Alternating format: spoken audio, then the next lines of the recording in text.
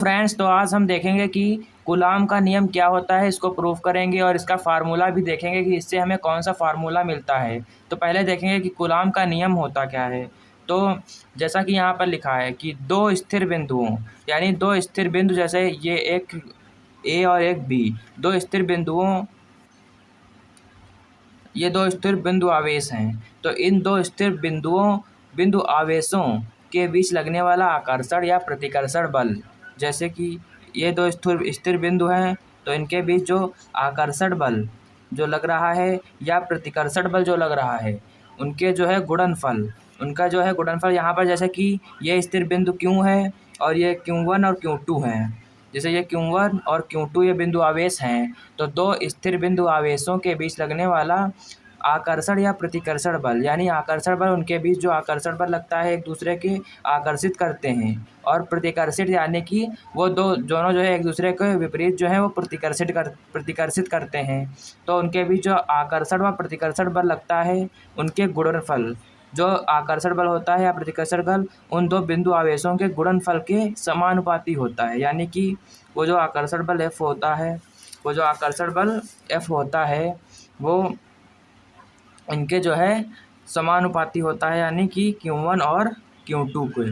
ये Q1 है और ये Q2 है, तो इनके गुणनफल के समानुपाती होगा। यानी जब ये आकर्षण बल बढ़ेगा तो इनके बीच जो है आकर्षण बल बढ़ेगा, अगर ये आवेश बढ़ते हैं तो इनके बीच आकर्षण बल भी बढ़ जाएगा, आकर्षण या प्रतिकर्षण बल भी बढ़ जाएगा।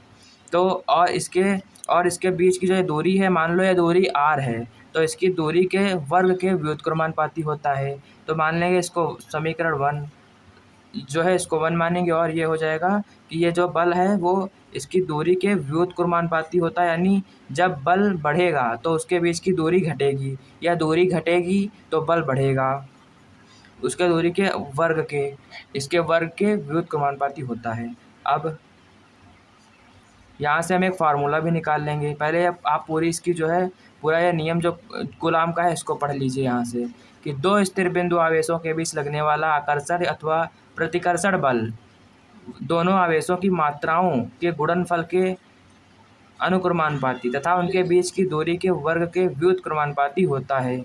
जैसा यहाँ पर भी देखिए लिखा हुआ है।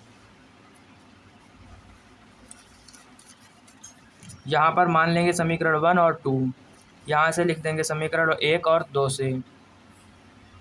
अब ये जो है इनसे लिखेंगे तो हम इन दोनों को एक साथ लिख लेंगे, मल्टीप्लाई में होंगे, तो ये Q1 Q2 upon R square हो जाएगा। F के जो है ये अनुक्रमानुपाती का यहाँ पर चिन्ह लगा हुआ है, और यहाँ पर जब ये अनुक्रमानुपाती समानुपाती का चिन्ह हटता है तो यहाँ पर एक जो है नियतांक आ जाता है, जिसे बोलते हैं K, इसे बोलते हैं K।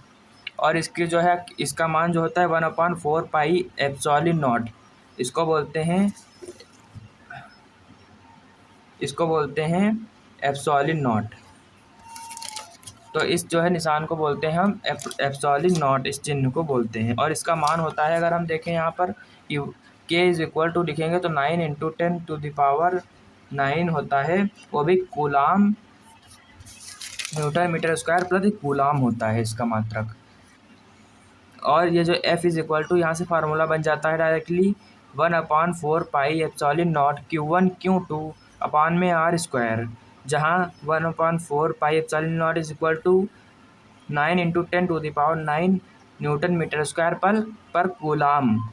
यह बल दो आवेशों को मिलाने वाली रेखा के अनुदिश होता है, ये भी यहाँ पर लिखा हुआ है। और अगर आप चाहें तो निर्वात की विद्युतशीलता जो है एप्सिलॉन नॉट को क्या कहते हैं, ये जो यहाँ पर एप्सिलॉन नॉट है इसको बोलते हैं निर्वात की विद्युतशीलता।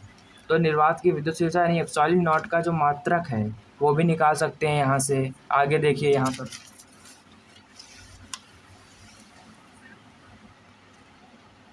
ये देखिए, यहाँ से जो है हम निकालेंगे इसी वाले फार्मूले से, तो epsilon naught is equal to निकल जाएगा Q1 Q2 upon F R square, उसी फार्मूले से जो अभी हमने देखा था।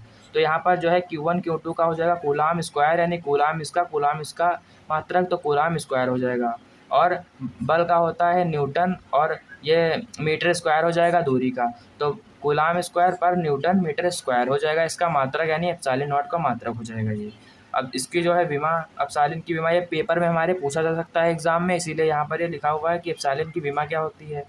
तो एप्सिलॉन नॉट की विमा होती है Q1 Q2 अपन इसी फार्मूले से जो है हम इसकी विमा भी निकाल लेंगे, इसकी विमा भी हम इसी फार्मूले से निकाल लेंगे। तो जो यहाँ पर कांस्टेंट है 4 पाई इसको हटा देंगे और बाकी जो है उसकी पूरी विमा आ जाएगी हमारी। तो यहाँ से आ जाती है, आप पूरा इसको सॉल्यूशन भी देख सकते हैं और यहाँ डायरेक्ट इसकी विमा भी याद कर सकते हैं। M-1L-3T482 इसकी जो है विमा हो जाती है। अब एप्सिलॉन नॉट का जो आंकिक मान है ये यहाँ पर देख लीजिए, यही होता है कि यहाँ से इस फार्मूले से आप इसका एप्सिलॉन नॉट का भी निकाल सकते हैं, क्योंकि ये पूरे जो है नियतांक का मान होता है 9 × 10⁹ न्यूटन मीटर स्क्वायर प्रति कूलाम स्क्वायर। और अगर आपको सिर्फ कूलाम का नियम ही है याद करना है या पूछा जाता है पेपर में, तो आपको ये इतना लिखना है, यहाँ से यहाँ तक, ये पूरा इतना लिखना है, यहाँ तक, यहाँ तक। तो इतने में आपको फुल नंबर्स मार्क्स मिल जाएंगे पूरे। तो अगर आपको समझ में आया हो तो आप चैनल को सब्सक्राइब कर सकते हैं और कमेंट में बता सकते हैं कि वीडियो कैसी लगी और दूसरी वीडियो किस टॉपिक पर चाहिए।